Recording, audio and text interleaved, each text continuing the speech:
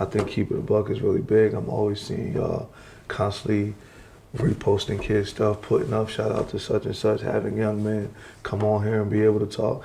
As a kid, you live to be able to sit in these situations.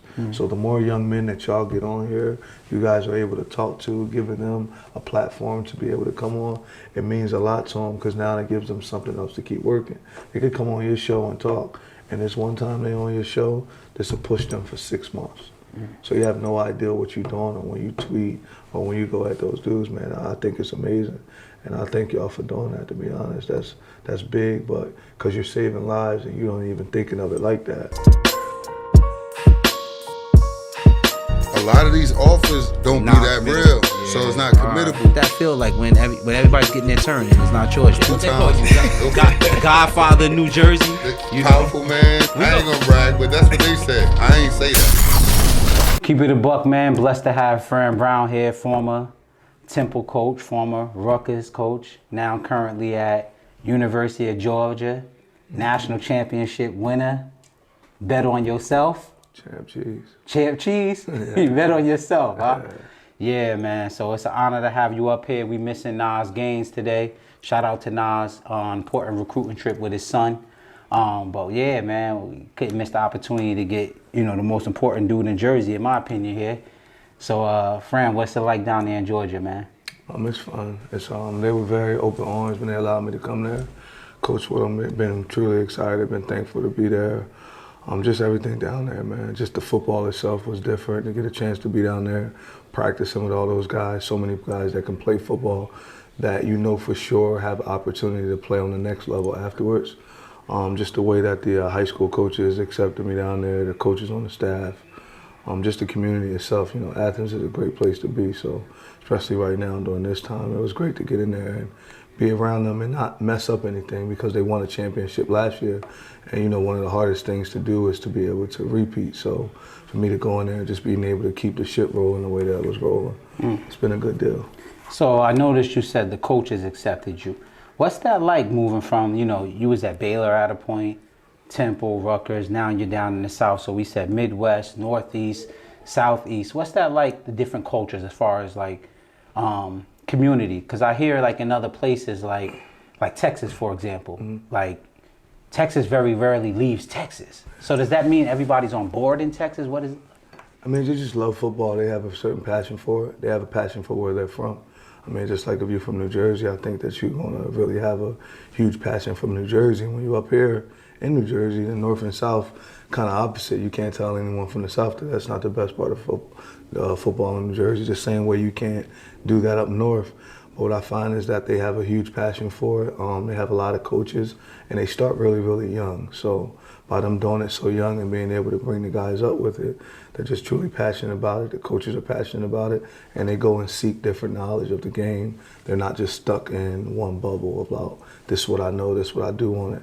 I notice a lot of guys in Texas, Georgia, Florida, just all over, even up here, everybody's out trying to get more knowledge of the game, and trying to understand it a little bit more so they can educate these young guys and get them to the level where they want to be at. What would you say you learned, like you picked up from each stop? Like, because I see you as like, and I don't want to put this on you because too often, guys as successful as you, when it comes to recruiting, kind of get pigeonholed. But I've been on the other end of you recruiting, and I've heard other coaches recruit. And I remember you being at Rutgers, and you were recruiting, and I was blown away how you were able to get a kid that was being recruited by like some of the blue bloods of college football to actually consider, committing to you guys. And it was the way that you presented yourself and you presented the program and you sold New Jersey. And I just couldn't, I didn't hear many other coaches able to win on just themselves, selling themselves. I think it's first off, I'm true to my religion, which I think stands for, and I stand by that, stand behind it. I love God, it means everything to me. I know who I am, I embrace how I was raised. I understand that the way I was raised wasn't so bad as you get older. You kind of embrace it, understand it, and I learned a lot from it, So when you take that and you understand who you are, you understand your background, you start to be able to understand people because you want to make it. you don't want to stay in the same place. You know, I've grown up in Camden, New Jersey, so when you grow up in an environment such as Camden, I didn't want to stay in Camden. You know what I mean? I wanted to go educate myself. I wanted to see what it was like to go out. So I went to Hudson Valley Community College. Then I got a chance to go all the way to Western Carolina, which is like two different, completely different subcultures. So being able to do that, it helped me a lot, and it helped me be able to grow. And I'm just confident in myself. You know what I mean? Once you got confidence in who you are, you believe in who you are, you're able to sell whatever is needed to be sold. But mine's is more so not really a sell, it's just the truth. This is what I think you can do if you plan on going here. This is the schedule I'll put you on. Are you willing to follow this schedule? This is how I'm gonna talk to you on a consistent basis. This is who we'll be. This is the man I hope you can become in this amount of years. And if you see it the same way, the people that are helping you see it the same way, then I think that you have a huge chance of coming to be successful. If you're around me, you're gonna be successful. I don't care who you are.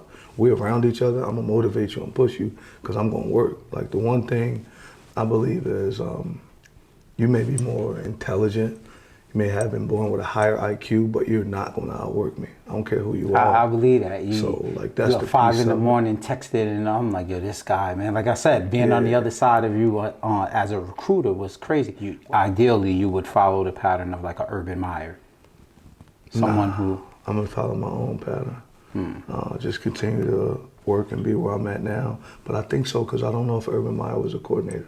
So I probably would in that same sense. Yeah, I'm speaking more from the sense of being successful at the highest level of college football, winning national championships, and then, you know, still being tied in with his family enough to decommit from the grind of coaching after, you know, years and years and go spend more time with his family, but he stayed connected, whether he's doing color commentating or whatever, in that sense. I'm just going to really try to be the best version of me.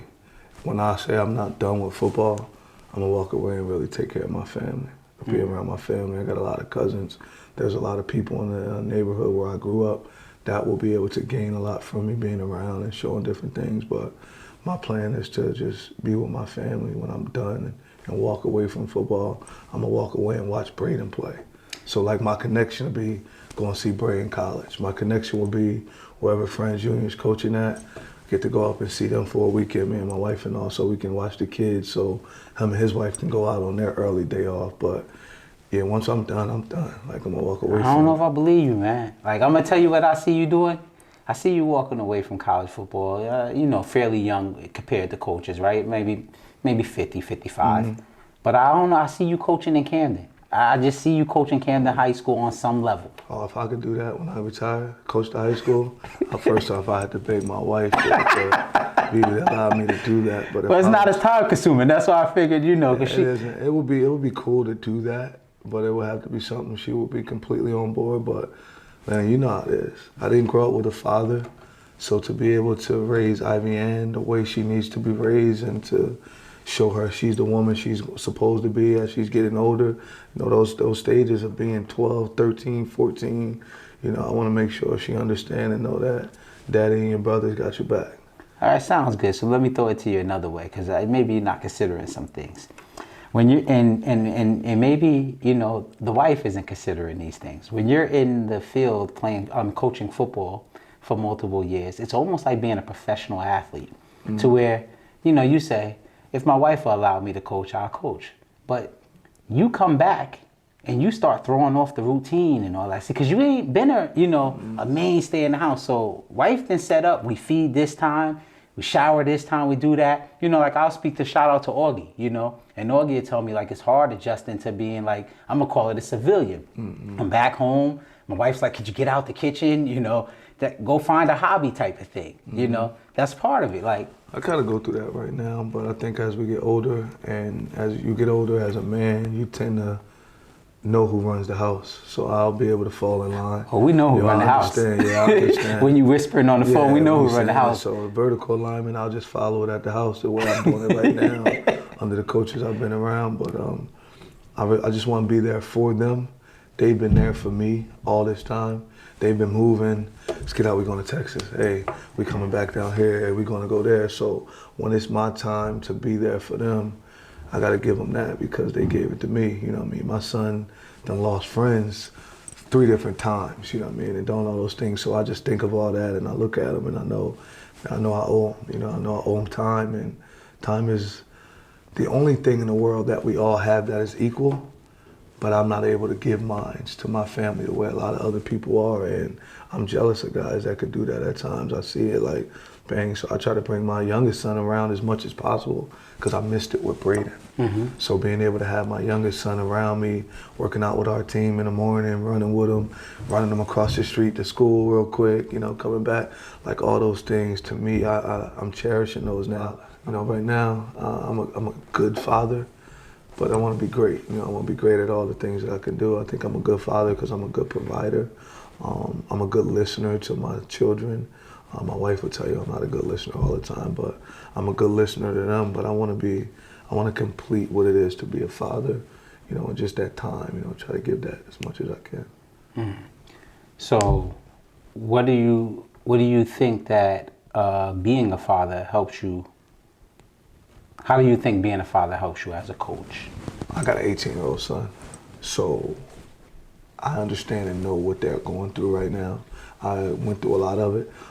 You know, I'm recruiting kids that are 5-star, 4-3. You know, my son is a really talented academic student and played ball. He went and maximized who he was over the last few years with COVID. So getting a chance to be on the recruiting aspect of it, but us not being recruited as high as you would want, you know, and being a pops and knowing a lot of that is because of me. You know what I'm saying? So it's like, dang, like if I was there to go take my kid to work out, to go do this with my son on a regular basis, to do that, I could have probably upped it up a little bit more, you know, to get it, but it made it worth it even more because he got to earn all that on his own. You know what I'm saying? So everything he done, he kind of got it. So I'm like, okay, it makes you appreciate it a little more. Speaking of your son, that's one of the things that let me know that you was a real person, right? Because, you know, we, especially at Keep It a Buck, you know, my partner Ahmed, Nas, everybody know Nas, and myself, we have relationships with a lot of coaches, you know, and we'll call on sometime and say, hey, you know, this kid is good, offer this kid, offer that kid. And you're a little tougher to get to offer, like no matter where you at, whether you're at Temple, whether you're at Rutgers, whether you're at Baylor, whether you're at Georgia. I mean, everybody expects you to be that way at Georgia because they say, oh, he has his pick of the litter. And I'm like, no, he was like that, whether it's at Rutgers, whether it's at Temple, that's just who he is. How does it feel like being a coach, and how do you explain to your kid that you don't offer your own kid? We just talked, you know, that was all that was hard, but it was like something I knew I had to be real with him about because I didn't want my son living in any fake world. You know, I feel like social media kind of messed a lot of kids up because they live for that, they look for that. I don't want my son worrying about likes or living up to what happens here. So, you know, our number one thing I told him, I'll never offer you unless you offer it. And he asked me, what do I was at another school, and he said, Dad, what I got to do to get offered there? And one of the toughest things, I said, I don't know if you can play here. For you to play here, you're going to have to do this, this, this, and that. But I think you got what it takes. Mentally, I think you hit hard enough. There's just some physical attributes that you don't have, and it's not your fault. Your mom messed with the wrong dude. You know what I'm saying? So it's like, it's on me. So don't look at yourself for it. I think you're maximizing who you are. So that was really, really tough. But I wouldn't offer my son just on the blue. I see a lot of dudes that call me, hey, yo, just offer my son to do this. And I'm like, man, that's the type of dude you are. You want your son to, like, you willing to give your son something that he wouldn't earn. How can I give him something that he won't earn? Then he'll be looking for that for the rest of his life. Then when it's time for him to have children, my grandchildren will be looking for something that they don't earn. And that's just something that I'm not going by. You know, everything that I've got in life, I think I've earned it. I think I bust my butt to go and get it. Whether you like me or not, you know what I'm saying? I had to bust my butt to go get, like, friendships. I earned my friendships. You know what I mean? If we're not friends, I was just telling my wife, I said, shit, we're not friends then. Can we at least, like, we're gonna be enemies? You know what I'm saying? Like, learn that from 50 Cent. Let's listen to different things. Learn that, so it's like, yo, that's what I would like to also do. At least I know in the conversation, pieces like that. This episode is brought to you by Keep It a Buck Clothing. Stay true to yourself and what you wear, and keep it a buck. I ain't. Some people think what I do is easy, but they wrong. I'ma keep it a buck with you. I'm a different breed.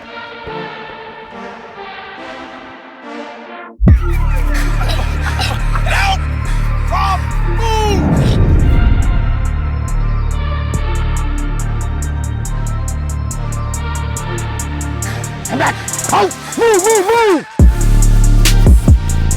Come on, work. Good.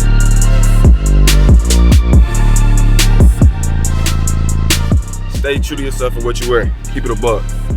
Yes, sir.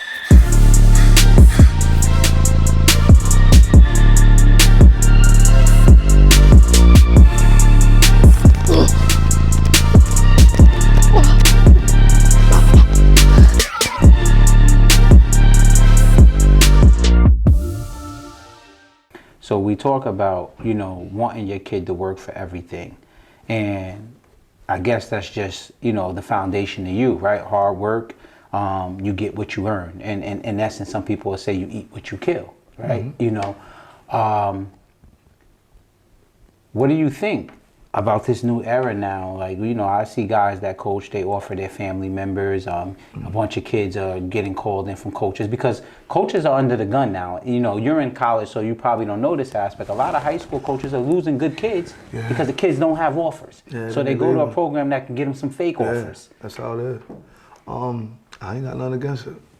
You gotta get in how you feel. You know what I mean? It's what dudes do. Like, guys got their ways of doing things. I can't tell you how to feed your family or what you need to do. I can't tell you how to raise your child. I just know when it comes from me, around my way, what we doing, that's how we gonna do about it. So then that way it's ours because I had to teach Franny to fish instead of just fishing for him. So I taught Franny to fish. So God forbid I gotta be out of here. He ready to pull me out. My son gonna be able to hold the family down. You know what I mean? With the help of my wife, but my son he'll be fine. I think he's gonna be a good father. He's gonna be a good husband. I think he's gonna dominate football where he goes and plays at in college. And then when that's done, I'm gonna keep busting my butt so I could be in that position where I'm bringing him on with me. You know, we get a chance to work together. Nice. So, what do you? Again, I'm going to keep hitting this home, man, because you are one of the toughest guys to get to offer. Actually, did you become that way at Rutgers? Because one thing I can honestly say about Rutgers is they're not in the business of fake offers. Rutgers is actually like a hard offer to get. Like in this day and time, it's hard. It's easier to get a lot of the blue bloods in the Northeast to offer a kid than Rutgers. Is that something you picked up there, or were you always like that to where you just like the kid has to be able to play at that level? Like, you just gotta be able to play with it, because if I do something, I want to make sure me and you get a chance to communicate and talk. So, you know, you gotta be able to play. There's a certain level of talent that you need to be on to be able to play at whatever conference it is. There's a certain size that I'm gonna look for, size, height, and speed. Then I'm gonna go into your character. So you gotta be able to play. You gotta have the size, and then you gotta have the right character. You know, then you got NCAA requirements. You gotta also have the GPA and SAT right now. You ain't gotta worry about that, but there's certain things you gotta have like that, but I'm not gonna break none of them. Well, you got these two, I ain't gonna worry about that. No, I need all three of those just for it to go that way. And this is the way that I've been for a long time. I had nephews that went to school that had to walk on when I was out of college. I mean, like my wife's brother's son, like my nephew, you know what I mean? He had to come walk on, and great kid, great knowing it, but it's just a certain way that I'm gonna do business. So then that way it's done the right way. So when you say my name on it, you know it's good. I only get to use this name one time in this life. So if Fran Brown stand for it, you gotta know, okay, it's legit. You know what I'm saying? I say something, it's gonna be right. So I sent Fran Brown a kid. I said, hey Fran, take a look at this kid. You asked for a huddle. I send you the huddle. What is it, when you turn that on, tell us some things that go through the average recruiters. What's the steps y'all take? Because I remember you saying something to me that I never heard anywhere before you, and I haven't heard it after. Like you were able to gauge a kid's speed by how many steps he took between the 5-yard marks. Where do you learn these things? And like, take us, like, I want to jump in your mind with that. We're recruiting like. I think speed is the number one thing you gotta look for when you're talking about football, right? For all positions, these guys gotta have speed. Then they should have some type of change of direction. So when you're looking at speed, you gotta go in the track. Looking at track, okay, how fast is these guys in track? Okay, the Olympics, those dudes run that. Okay, let's go right under the Olympics. Now these dudes are football players. They can play football and do those things. So when you're starting to look at the speeds and you start to set them up with, okay, this is what the track speed is, this is what this kid runs, you can kind of start to look at it that way, you know what I mean, of doing it. Just like figuring that out, I think the size also has to be a certain number. Like, dudes be saying, oh, yo, these little guys can play. Well, look, I'm 5'9", I ain't got nothing against me, but I wouldn't recruit me. You know, like, I'm not gonna recruit me if I have an opportunity of getting a bigger guy that can do the same thing that you can do. There's a reason there's a weight class in boxing. There's a reason there's a weight class in wrestling, because big people beat little people up. So what I wanna make sure that I'm able to do is get guys that are gonna be big enough to play that position, to stick those freaks on the other side. Or to be So on you want the guy that offensive can line. cover Julio Jones? I want the guy that will be able to attempt to cover Julio Jones. Okay. I'm saying that can compete for the ball in the air. I want the guy that can block Hassan Reddick or attempt to block Hassan Reddick. I want the guy that will be able to get past a Deion Dawkins, a Broderick Jones, who's about to be drafted now. I want the guy that can rush past him or compete with him on a regular basis, because the game's going to keep getting better and better and better. The kids are getting better and better. They're getting bigger, stronger, and faster. So you just have to make sure that you're able to keep up with that, you know. It's a lot of other things I go at, but I ain't really about to give all my secrets. I get that. You ain't gonna give out the secret sauce, but let's ask this. Does the secret sauce change, right? If Fran Brown ends up the head coach at Monmouth University or at Temple per se, right? Because at Temple, you don't walk in a 5-star's house with the same cachet that you walk in from Georgia. See, I disagree with that. Okay, talk to me about it. Yeah, I'm walking to everybody's house the same way. I don't care who you are. See, like, that's where I think guys get it wrong at. They won't go recruit that kid that's a 5-star because they are at a smaller school. I'm not going to say any other school's names, but you may be in a smaller conference, so you won't recruit that kid. But why not? Kids fall in love with coaches. So if kids fall in love with coaches, why wouldn't that kid fall in love with me? I see certain guys at other places, they coach for the logo. That makes sense. Like, and we all are at a university that we love, that pay us, that helps us, and that I think is also helping build our own brand. But without the logo, can you do the same things? A lot of people can't do it. They don't really talk to them the right way. They're not on the phone with them. They're not helping build kids up. And they're getting it off because they have a certain logo, like you got the hat on. You know what I'm saying? There's certain things, certain logos that mean a lot. And without the logo, who are you? Stay there, right? So here's the, I don't know if I ever told you this. When you took the Georgia job, I was on the board, a chat board. And the guys down in Georgia was like, who's this guy? Oh man, from Rutgers, you know, what are we doing getting this guy from up north? And you know, I did what I do, man. I fight. And here's the one thing that, you know, I said, and it's funny because I'm on these same boards, and the whole tune has changed. I said, this guy was bringing 4-stars to Rutgers and Temple. You know, this guy was recruiting pros to these schools. What makes you think he will not be able to do it at Georgia? So here we are. Now you're in the SEC. You're recruiting against the best of the best. Yeah, DBs played lights out in the national championship.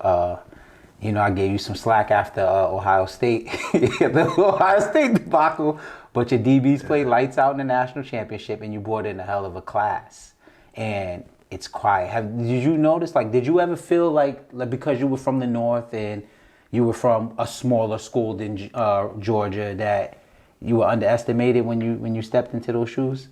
I didn't even think about it. I can't really worry about what they think. You know, I got a chip on my shoulder. I was underestimated when I was born. You know what I'm saying? So, like, my mother, like I always say, she had me at 13 years old. So I'm talking to you. I coach at the University of Georgia. I've been underestimated, but I wasn't really worrying about that because I knew who I was. So when you got down there, I knew eventually you'll be a Fran fan. You know what I'm saying? And we'll mess with each other. It just takes time. Just like I said to you earlier, I truly believe in me. Like, you talk to me, you know me. It's not about, like, I'm not arrogant or anything of that nature. I know that the University of Georgia has helped me tremendously. It's going to help me do things in the future that I'll be able to take care of my children down the line for the rest of their lives because I'm at the school that I'm at right now. But in the same sense, I truly believe in myself. I'm going to go recruit whoever I want to recruit. I don't care who's recruiting them. I don't care what they're doing. Once we get it done, get done talking, unless you don't like the school at all, there's a great chance you're gonna start wanting to come to that school. So with that being said,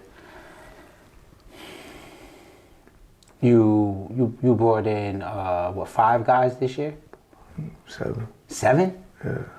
I don't know if that's the secret sauce. I don't want you giving out the secret sauce, but how do you get 7 big time players to commit in the same class? And you see a school like that, But I mean, you can only, how many do you guys play? 5.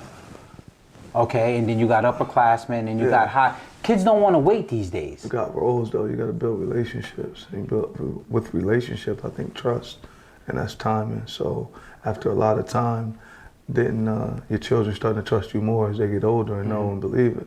So it becomes timing and us building relationships and understanding and having a plan. There will be an individualized plan for each and every person. And as long as they hold up their end of the bargain, which I know I'm gonna hold mine up, the school has been holding it up for years and years and years. So you come there with a plan and understanding on what you're doing. How many years will it take you to go to the NFL? Can you go after your first year? No. I ain't even worry about that. Development. Can you go after your second year? No. Even more development. After your third year, you can go. Now let's start playing ball. So if you're not playing, there's something you're not doing right because you were recruited to play here. So if you're not playing after your third year, something you wasn't doing right or the coach wasn't. So let's fix this up so we can get you on the field. You have 5 years to give yourself an opportunity to go play on the next level if that's what you want to do. So when you're just taking the time and you got a plan, but you know you're going to be successful, you know you're going to be a good father, you understand and know you got a great schedule that you follow on week in and week out, how can you not be successful? You know, because that's what this is really about. If you're only in it just to go to the NFL, then I'm not going to be the guy for you. Because I'm going to be on you about everything. I'm going to be on you about like every little thing. If I see you dressed a certain way, I don't like how that look. You keep wearing that, you look like somebody I grew up with. Don't wear that all the time. No, I don't want that to go that way. You wear that every once in a while, but we got to switch up. You can't be the same person over and over. If you're doing the same things when you were a freshman, you're doing as a junior, then I fell and you're failing. So we got to figure this out, how to get it to go, you know. So I think that's what it is too. They believe in the plan, the parents believe in the plan, and they see the plan being put to work, and they've seen it being put to work at other schools. Now you said I was at all those other schools, right? And I got a lot of guys in the NFL. What you think gonna happen here? So, in your experience, do you get resistance from the head coach when you first go in? How long does it take for a head coach to actually believe in what you do and how you do it? Because you do things a little different, right? Because the coach may come in and say, hey, you know, go out there and go back and get me Lenny Rogers, right? And, you know, I'm 5'11" and I run a 4.6. You get what I'm saying? You got a different metrics. Coach understands I know how to evaluate, understands I know how to recruit, and I ain't a BSer when it comes to evaluating or just want a guy because it first say might have been my area. Like I don't really look at that. Like we're trying to get the best players for us to win because the more we win, then the family can eat. So with being in such a fertile football state as Georgia, I got a little piece of Georgia also. You do? Yeah. Okay. So being in that state of Georgia that produces so many high-level athletes, and is it, I don't know if it changes for an athlete, but I remember when I was in college, if you were an in-state student, tuition was like half the price, Oh, right? it's amazing to live in Georgia. It's free, what is it called? The HOPE program. So it's like you get to go to school for free as long as you got a certain GPA. You only got to pay for like a certain little piece. It's like $5,000 or $7,000. I mean, it's amazing to go there. It's a great place to live, and then also be able to go to any school in that state. I mean, so many schools in the state of Georgia. So to be able to attend those schools if your GPA is right, it's pretty legit. So hold on. So if I'm an athlete and I'm from the state of Georgia and I go to UGA, I get all the rest of that tuition money on a refund because I'm there? Or how does that, like... Say that again? So, like, you know how, like... No, you can't double it up. You got a full scholarship, then you got a full scholarship. That's what it is. But they're not going to still give you HOPE also. Oh, okay. Yeah, all right. I was you wondering can't how that go- goes. yeah. All right. So now, you know, again, you can run through that state and you can pretty much shop for whatever it is you need. So that makes it, when you go around to other places, I'm sure, like, you've those guys have to like really, really stand out, right? They just can't be what you can find in Georgia, right? Unless what you got and what you want in Georgia was committed to do something else, you'll still try to get that guy. But then, all right, let me go here and get another guy that I think is just as good as him. That could help us really better. You want to try to go get better. If they're in your backyard, you're trying to go outside and get better. Because I mean, it's hard to just go other places and find guys that are better than all those kids in Georgia. Those kids can play football. They play football year round. They're coached well. Great coaches down there. Just great programs itself. So to be able to just go and find other kids in other states that are better, you got to stand out because there's a lot of football players there that can play. So that's what I'm asking. What does it mean when you're from New York, New Jersey, Connecticut, and you get a Georgia offer? Is that a favor from a coach, or is that like, does that mean like? I mean, you can play football. Yeah. It means you're a pretty good football player. It means that you've met a lot of, you hit those 4 things that we talked about earlier. You got size, you have the tape to match it, you got the character, and you have the right grades. So when you got all those things, so it's like, okay, this kid got an opportunity to play here. Now, committing to a school is something totally different. You could be offered, okay, now we're recruiting you. Let's recruit this kid Priorities. and see where he's at on the list of going at it. And that's Can you talk something to the parents of like what that list? What is a list? And like break down how recruiters go about I that. may offer you, I may offer Mike, and I offer John. All 3 of you guys can play at our school. We're taking 2 guys. You and Mike are the first 2 guys I want. John, I'm not really going to be able to recruit you as hard as I'm recruiting. Is that a you. conversation? Yeah, without a doubt. I mean, I'm going to tell them who it is. I'm not going to recruit you as much as you will recruit me. And it's not really a conversation with everybody, so let me take that back. Everybody not going to have that conversation with you and tell you, hey, this is where you're at. You know, we just going to keep this stringing along, making sure to go at it. What if a parent asks? I'm going to tell them. You know, you'll know if it's committable. If it isn't committable, it depends. Or they just say, where are you at on our board, right? Yeah, if a parent most of them should ask that, and you just tell them. But then you can ask the parent. Parents ask them, where can he commit? See what they say. Okay, if he can't commit, which they should tell you why not. Why can't John commit? Because I'm waiting to see what Mike and John and he gonna do. So then once they tell me what they're doing and where they're at, you were the 3rd guy on there. So you gotta wait until we figure out, because it seemed like we might get him. And if we get him, then it'll be good. But if you 3 and I can take 2 and one of them acting funny, okay, I'll take you to have it in the bag now. I'm gonna see what happens with y'all 2 guys. So I also heard you talk about giving your kids the plan, right? Of getting on the field, what it looks like, what time frame that can be, and when it's important, right? Because you can't go to pros to after you complete 3 years. But I've had a conversation with a friend of mine that we always talk football, and he was saying that he believes in today's game, if you don't get on the field by your sophomore year, they're pushing you into the portal. How true is that? It depends on the program here. I don't think that's true at our school. I mean, we got guys that don't play until their redshirt sophomore year, and then they get drafted. So, you know what I mean? It depends where you are and how they're running that program. You know what I mean? That's just places, different people. Everybody got different things that they on. So, playing in the playoffs, winning the national championship, like what's that whole experience like? Is it like what you thought it would be like, or? Yeah, it was fun. Just getting a chance to be the only team playing. It was big. You know what I mean? Getting a chance to know that everybody in the country is watching that game. Whether you guys play well that game, bad that game, just knowing, okay, I had an opportunity to play an extra game more than anybody else got a chance to play because of the work that we put in throughout the time. The best moment for me, though, was when my daughter was on the field playing with the confetti. She was like 2 months ago, like 16 months, and she was just watching it fall, and it was just like, dang, they waited all this time to get that. So that championship, to me, was more so for my wife, because we were together when I was at other schools when we were losing. First year, lose this one. We won 1 championship at 1 spot throughout the time I've been coaching, and then now get a chance to go win my 2nd championship, and it was a national championship, SEC championship, Peach Bowl championship. You know what I mean? So getting the opportunity for them to experience that was big. To have my oldest son and my youngest son on the sidelines during the games, like just all those little pieces were like those were really, really big. So bust my butt all week just so that way they could see it. To come home and for my oldest to be like, dang, we lost again. They picking on me at school about us being weak. You know what I mean? They picking on us about that. Now, for my youngest son not to have to go through that, you know what I mean? It's kind of like, okay, what I'm going to do? So I'm going to have to break the cycle. I'm going to have to go to a spot where it's going to be the right way and the right thing. And coaches guys that are coaches, they understand and know that not only do you lose, your family also loses. So, you know, you spoke about, like, you know, the feeling, the euphoric feeling when you win. And then you said when you lose, your family goes through that too. What does that mean? We do this together. So like all week, I'm not there with them.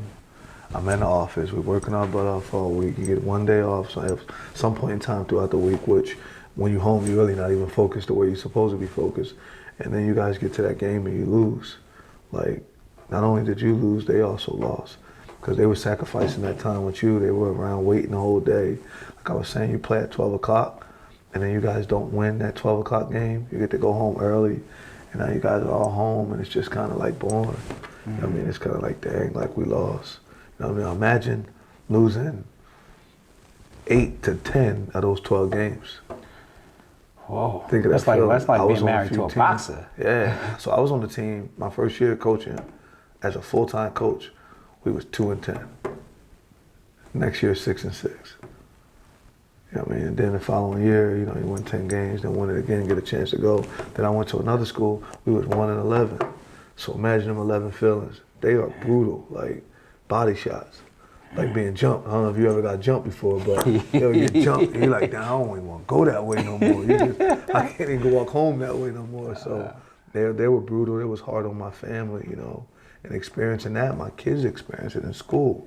Because now they peers. Think about when I was young, you lose, we coming at you. Yeah. So now they lose, they coming at my children too. So like, y'all lost, you such and such, your dad gonna get fired.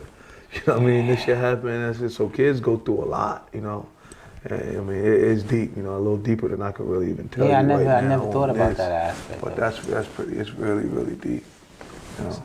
So being a former athlete yourself, growing up in New Jersey, in Camden, New Jersey, and I'll say, you know, your career, you took the steps, you didn't take the elevator. Like, you went and played high school football, then you went over to play JUCO football, then you went and played Division I football, and then you tried out for pro football. So you have that experience of seeing at every different level. Now that you coached, and you've coached in about 4 or 5 different conferences, do you say to yourself, if you grew up in Georgia, Texas, California, do you think you could have played at Georgia? Do you think you could have played at Baylor? I mess around with everybody. I think I would have played wherever your environment set you up to be able to play at. You know, it just depends on what you was growing up around, what you was doing. I watch a lot of guys that go and play at these schools, and I'm around them. So I think wherever I'd have been at, you'd have had the opportunity to play. I think my opportunity was put this way because this is where God needed me at. But I mean, you could play wherever. I mess around with Coach Muschamp and them all the time, and I'm like, y'all played at Georgia? Oh yeah, I'd have played here. You know what I mean? I would have done Yeah, this I here. asked that because you know what I mean, just looking at it and seeing it, but just never know, man. You never really know. You know, Georgia back then, Georgia wasn't coming into New Jersey on a regular basis to recruit guys because they could stay down there in Georgia and get guys. So you just never know, man. You never know where I would have played. I think I played where I was needed to play at. I played where I gained some great friends, and players, coaches, friends that I got for life. You know what I mean? That I still talk to on a regular basis. So, you know, going to the college that I went to was the best place for me. It helped me grow the way that I needed to grow. I asked that because I was talking to, shout out to E.J. Daniels. I was talking to E.J. Daniels and we was having a conversation, you know, the typical New Jersey conversation, North Jersey, South Jersey. And what I said was, if you can ball, you can ball. Whether you north, south, east, or west, meaning live up north, live down south, live on the west coast, live on the east coast. I don't think an area code changes your athletic ability, you know. There's kids growing up in rough environments everywhere. There's kids growing up with parents that was athletes, mom and dad, and these kids get these genetics. Like, these are the things that kind of play into where a lot of the higher, you know, the kids that play high level football, So I was speaking more from that aspect, just being that I always feel like, you know, you look at Camden now, football, basketball is very successful. Like, That's how we are. We're pretty good, man. Camden is no different if I take you out and put you in Louisiana and one of the wards. Like, literally. The culture, everything. The accent is different. That's it. So that's why I ask those questions and just say, if you just take your whole block and switch it and put it there, is everybody still successful, or is it that down in these states the athleticism is just different? It's a lot. It's more of them that are really playing and doing it. Yeah, I mean, New Jersey's like the second smallest state per capita, so that's a fact. It's more of them there doing it. You know what I mean? We don't got the same amount of kids playing football. It's not the same amount. Like, it's cold here all winter, right? So everybody in the gym hooping. Everybody think they're going to the NBA, and it doesn't usually happen. So, you know, it's cold. Nobody outside working out. They down in these other states working out all year long. 7-on-7 has one of the best things that happen. Yeah, I disagree. I don't like 7-on-7. Yeah, these guys get to play all year. They get to stay working on their game. You know what I mean? If they have an opportunity, if you're not playing nothing else, now they're playing football. So just think about it. You play football. After football season was over, you're not playing basketball. You're not wrestling. Where you at? Outside. Now where they could be at. 7-on-7 practice. It's going to occupy them at least 2-3 days out of the week.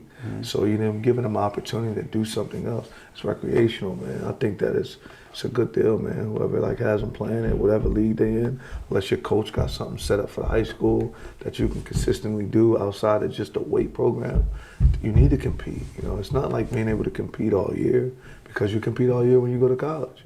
As soon as they get done in high school and your football season, you get about 2-3 weeks off. Then winter workouts.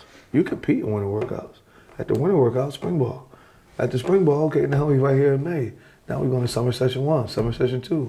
We in camp, season. I mean, it's nonstop competitiveness that you compete all year. So a lot of times we're culture shocked when we first hit it. I just played all the way to November. Now the season go to the end of December, and then you got to get ready to the next part. Some guys, when I was in high school, we would get done on Thanksgiving, and you know the next time some of them would touch a football? In June. You know what I'm saying? So like, just think of all that time of not really touching the ball, or are they lifting on a regular basis? No. You know what I'm saying? Or is they doing nothing with football at all? Then you just come back into it when you got other programs that these dudes got a regular lifting base, they got running programs, they doing this thing year round. How you gonna beat that team? Even if you got better athletes, how you gonna beat them? Y'all not in better shape than them. Your body not built to do the same thing their body is built to do. They're training for war, and you just going out there to fight. You know, so it's a different ball game. So I mean, you know, this year's coming up. Where you at with 24s in the state? Who you like in the state for 24s? Like, I can't really speak on no players. Oh yeah? Yeah, we're not allowed to speak on no players, but let's talk about that. What's that? I'm coming to get the best ones.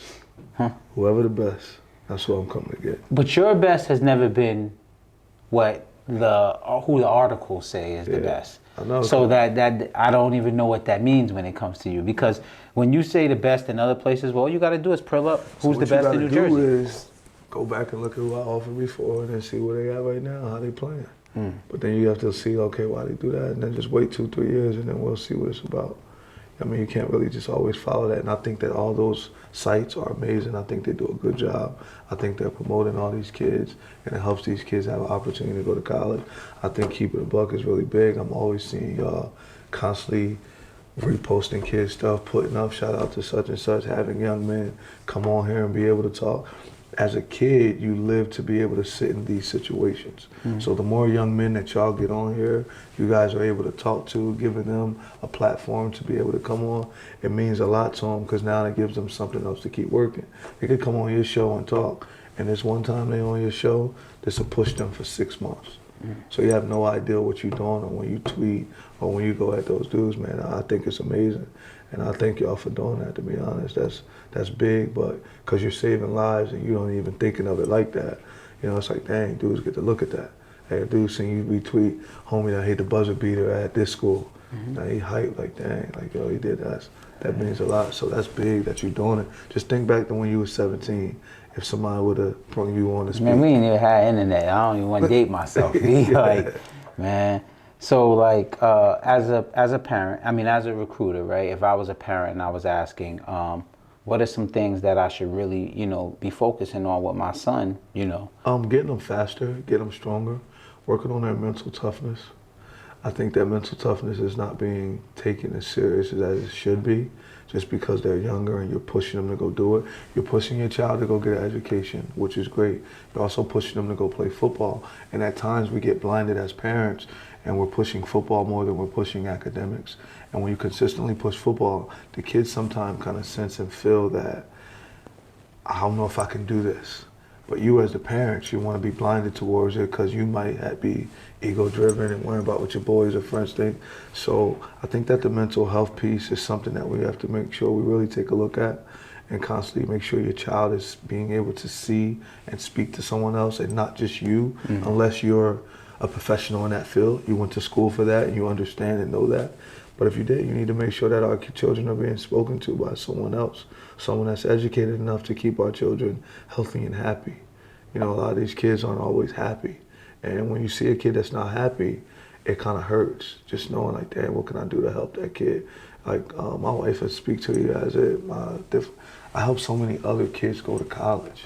Everybody talk about the kids that we get to come out of school. Like, that's cool. I help so many other kids go to college because I didn't get help always go to college.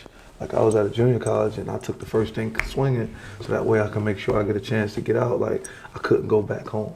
You know what I mean? So we're looking at all this and these kids want a chance. When you're a senior in high school right now, you're a child or a junior and they don't have anything and they get to see this on the internet, like they get to see it in your face that you, in their brain, this is what they see. Man, I suck. Man, I suck. I still ain't getting none. Then they offer him again. And then you as a parent aren't being real with your child saying, oh, he not even there. He ain't better than my son. That's the coaches. Don't worry about that, son. You're not being honest with him. And now mentally it's just playing in his head because he wants you to think I want my dad to look at me in a different light. I want my dad to think that I can do this. I want my dad to know that instead of my dad love me. My dad want to see me be successful. That's not consistently happening. And I think that us as parents, we're failing if we don't push that. So that way when they go to college, they already understand and know. They can tell you when something's wrong with them. They can tell you, hey, my mind ain't right now, Pops. Hey, Mom, I ain't been feeling good. I think I'm down. Why? I just feel like I'm a little bit depressed. They need to understand and know what depressed is. We stay away from that word. We stay away from those things when that is way more important than trying to go to the NFL. Because you can go to the league and be depressed, then what? And it doesn't really mean much. So, I think that we need to make sure that our children are happy and really talk to them, really dig deep.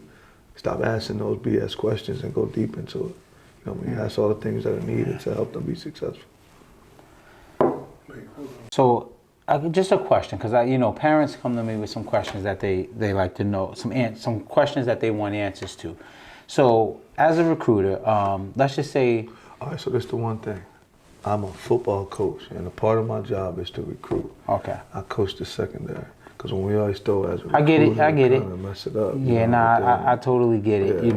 But again, I'm speaking from from where the parents. See, the parents think that that's all they care about. That's what they think. A recruiter came to the school. No, a football coach came to your school. Recruiters aren't allowed. Like, you have a recruiting office, they're not allowed to come out of the building and go to any schools. So when someone comes to your child's school, it was a football coach. He coaches one of those positions. There are 10 football coaches on the staff and then the head coach. Then there's a bunch of assistants behind them. You got QCs, which is quality control. They're right behind those guys, either teaching, doing football, or getting ready for the next position. Then you have GAs who are trying to become football coaches. They're graduate assistants. So that's where it's at. You got the full-time coaches, the QCs, the GAs. That's the football staff. Then you have other sub-departments that are in the football staff, recruiting, like the media, marketing. It's all different people in the staff. That way they get it, because they always ask, this recruiter came to my school. Some schools do have a recruiter, though. Like, I know, for example, I think Michigan State, they have a guy that's just... They might call you and just talk. but they not coming out. No. And I could be wrong. I believe that the fellow Saeed at Michigan State. Only way they came out, somebody was sick or something happened to somebody else, and they got him signed to be on the road. So there's not a new direction, because I was told that what's happening now is like, for example, trying to get that to pass where everybody will be able to go out and recruit and do that. They're working on that rule right now, but that didn't pass yet. That'll be June. If it does go through, that'll be June. But if you go out, you have been pushed onto the road because something could have happened with another member on your staff, and while he's down, whoever coach thinks is the best fit for that certain time, and he'll allow that guy to go out. All right. So as a coach, what do you think? I mean, is there anything to this? Because this is one of the questions I always wonder. So, for example, you work in an area, right? Let's say you have an area and you go and you check on these schools, right? You check on the schools. You're looking at 24s, 25s, 26s, right? And a younger guy catches your attention, right? But you're looking at 24s. A younger guy catches your attention. I got to check back on him. Then when you go back to check back on him, they tell you he went to another school, right? Okay, so then you go check on him at that other school. And then the following year is at another school. Does that matter? Man, you got to see why. I don't know why he moved. It could be family issues. You know, it could be financial. He had to keep moving. You're not really sure why he moved. If he's moving to play football, it's a red flag. You know what I mean? It's one you got to look at. How good is he? Let's be honest. Okay, How good is he? Okay, let's stay there. Because like if he's really good, then I got to see why. I want like what made him leave? You know what I mean? Why they keep going? I'm gonna hear what all those coaches say at all the schools. What is their opinion of the kid? Why did this kid leave? Sometimes it'd be the pops, it'd be the family, it'd be I want him to get the ball more. Well, this dude wanted him to do that. This guy wanted him to do that. It's a red flag. But it just depends how good he is, and are you willing to deal with that? Do you want to deal with that? Because if that was a problem then, I'm pretty sure it's probably going to be a problem later on. So let's stay with that, how good it is. So how good you are, because I'm one that, believes like, and I'm just going to use names so people get an idea of the physical size. Like if you're a Rashawn Gary and you went to, 3 different, let's just say you went to 3 different private schools and you're Rashawn Gary. I believe that a coach might give you more leeway than if you're me, right? I'm 5'11", 200 pounds. I'm average. I'm an average size. Does that matter? Will I get more, would he get a little more leeway than me? As a football coach, my job is to win games. You can't help me win. Rashawn Gary can help us win games. We got to. But I'm nice. I'm 5'11", 200, but I'm nice. Rashawn Gary is. It depends what we talk, you know what I'm saying? So it depends. Our job is to help us win games. I can't find Rashawn Gary everywhere. I could find you in a lot of places. Can you explain what that means? Because this is a conversation that's recurrent. What? Like I was arguing with somebody. He's like, I went on state meet Jabril Pepper, such and such. I was like, true, yeah, but like, yo, do me a favor. Don't ever mention you and Jabril in the same breath. And he like, what you talking about? Like, we was on the same team. That means that we all was about the same talent. I said, no. It means that you were better than all the other kids in the state that they decided not to give All-State to, not him. That's why he was picked in the first round. That's why he does the things that he do. Some dudes are just different athletes. Like, you know what I mean? Like I went to school with a guy named DeJuan Wagner. He was a different basketball player. Could a lot of guys play basketball on our team? Yes.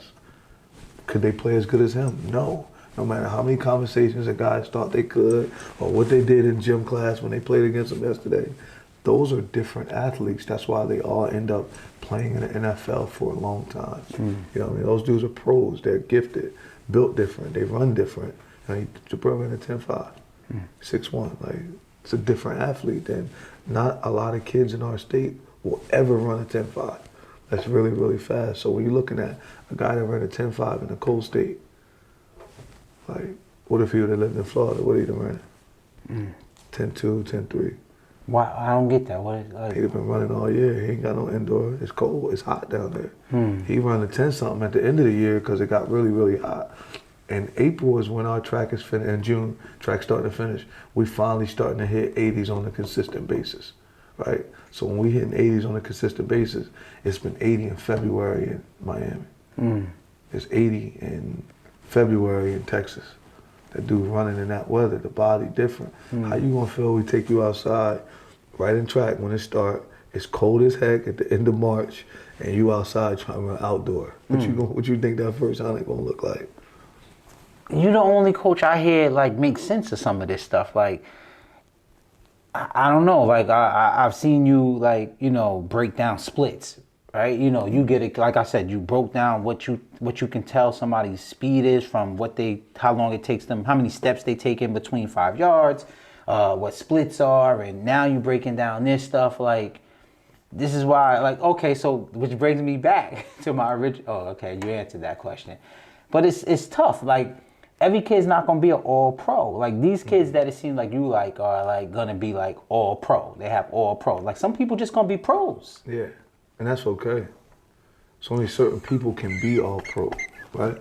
Certain people can be all pro. Not everybody be all pro, but it's okay to be a pro. But it's also okay to help your team win a championship and get a degree and go off and have a great family. I mean, do it the right way. Like, that happens more often than everybody go to the NFL. We just talk about the guy that went to the NFL. But most of those kids that come to school that I get to recruit, that I get to be around, that God gave me an opportunity to be on them, like, they all get degrees. Do they all go to the NFL? No. Do a lot of them? Yeah. Is my percentage way higher hitting to get guys to go? Yeah, because I take my time and try to look at them to make sure they're fit for our program. But all these guys gonna be able to get a degree, and that's a part of the character. How the grades, understanding and knowing, hey, you willing to dominate the classroom the same way you're gonna dominate the football field. Because if you do, you're gonna start to become a little bit more intelligent, being a lot smarter. Now you're making better decisions. Being smart to me is decision making. Now these kids aren't going to just be late, because it's consequences when you're late. You know, they're not just going to do this. It's because there's different things that happen with that. So as you're doing that, I think you're opening up your mind, and they're going to be successful whether they go to the NFL or they don't. And that's where you're really looking for. Like right now, it's a lot of kids. My son has friends in high school that I'm trying to help get into school because they're scared. Like, life about to hit you. No, I was one of those kids. Yeah. I remember being at graduation and people throwing their caps up and they cheering. And, you know, some people crying tears of joy. And I was crying, people thought it was tears of joy. And I was crying because I was scared. I'm like, yo, I'm not in a building no more. Like, come September, where do I go? What happens to me? You get what I'm saying? Do I become like everybody else? So, like, that's a real thing. But, you know, I don't want to take too much of your time. I just want to ask you, you know, for the people, just if you can tell us in your short time, and I know that's not your room or whatever, just being in Georgia, being around Devin, can you tell us like who he was and, you know, what you saw his future could have been like, or did you interact with him at all?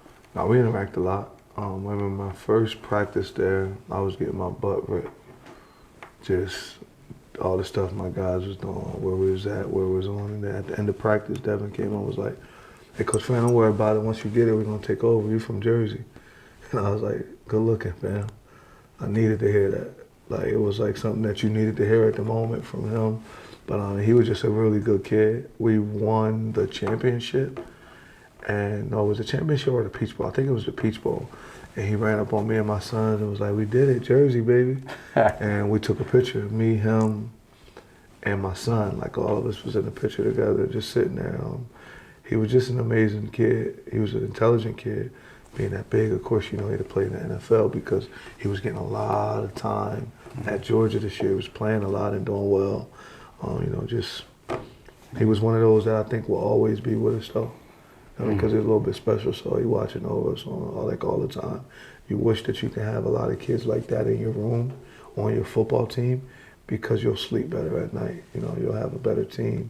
He was truly a good kid, you know, just wrong place, wrong time sometimes, you know, those things. But he was a great kid. All right, man. Let's keep it a buck, man. Thanks to Coach Fran for coming out, give us his time. University of Georgia, as we go for that three-peat. Let's see what it is. I know eventually you'll be a Fran fan, you know what I'm saying? We'll mess with each other. It just takes time. Just like I said to you earlier, like, I truly believe in me. Like, you talk to me, you know me. It's not about, like, I'm not arrogant or anything of that nature. I know that the University of Georgia has helped me Tremendously. It's going to help me do things in the future that I'll be able to take care of my children down the line for the rest of their lives because I'm at the school that I'm at right now. But in the same sense, I truly believe in myself. I'm going to go recruit whoever I want to recruit. I don't care who's recruiting them. I don't care what they're doing. Once we get it done, get done talking, unless you don't like the school at all, there's a great chance you're going to start wanting to come to that school.